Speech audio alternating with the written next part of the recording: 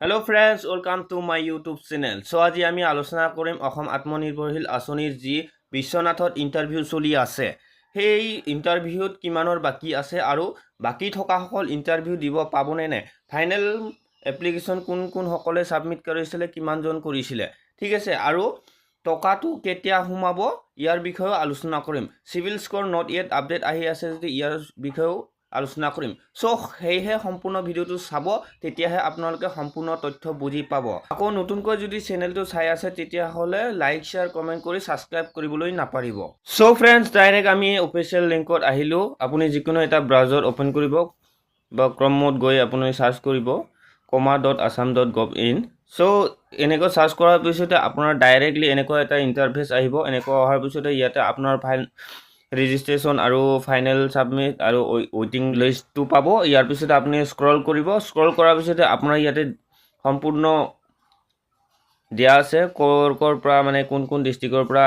এপ্লিকেশনটো কৰিছিলে সো ইয়াতে বিশ্বনাথ ইয়াতে ক্লিক কৰিলো ক্লিক কৰাৰ পিছতে লোডিং হ'ব লোডিং হোৱাৰ পিছতে এনেকুৱা এটা নতুন পেজ ওপেন হ'ব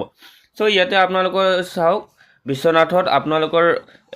এপ্লিকেশন ৰেজিষ্ট্ৰেচন কৰিছিলে 6971 আৰু ইয়াতে ফাইনেল সাবমিট কৰিছিলে অনলি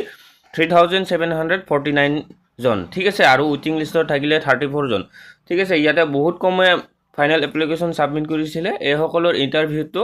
হৈ আছে কিন্তু এই ইন্টাৰভিউটো আৰু কেতিয়ালৈকে চলিব মই আপোনালোকক জনাইছো ঠিক আছে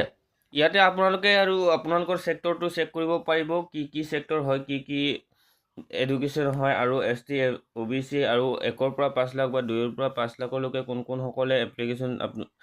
মানে সাবমিট কৰিছিলে আৰু ট্ৰেডটো কি হয় ট্ৰেডিং ম্যানুফ্যাকচাৰিং সাৰ্ভিস অৰ্ডাৰ্স কি হয় আপোনালোকে এইবোৰ সম্পূৰ্ণ তথ্য ইয়াতে চেক কৰিব পাৰিব ওবিসি এসটি জেনাৰেল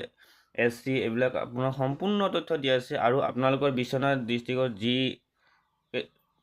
ব্লকৰ মানে কোনটো ব্লকৰ পৰা কিমানজন এপ্লিকেশন সাবমিট কৰিছিলে সেই সকলৰ বিষয়ে জানিব পাৰিব সো ইয়াতে সম্পূৰ্ণ তথ্য দিয়া আছে আপোনালোকে ইয়াতে নিজে চেক কৰিব পাৰিব তাৰ কাৰণে আপোনালোকক মেইনলি কথাটো জনাই আছো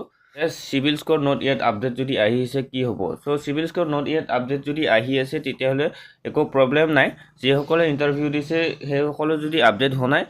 চিন্তা কৰিব নালাগে সিভিল স্কোৰটোৰ মানে মেটাৰ নকৰে বুলি মাননীয় ডক্টৰ হিমন্ত বিশ্ব শৰ্মাই ঘোষণা কৰিছে অলৰেডি ঠিক আছে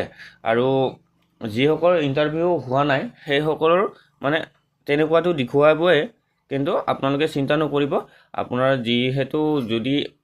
কল এসএমএস অহা নাই যদি ইন্টাৰভিউ হোৱা নাই তেতিয়া হলে আপোনাৰ যি ইন্টাৰভিউ হেইটো ইলেকশনৰ পিছত হ'ব ঠিক আছে এতিয়া যেটো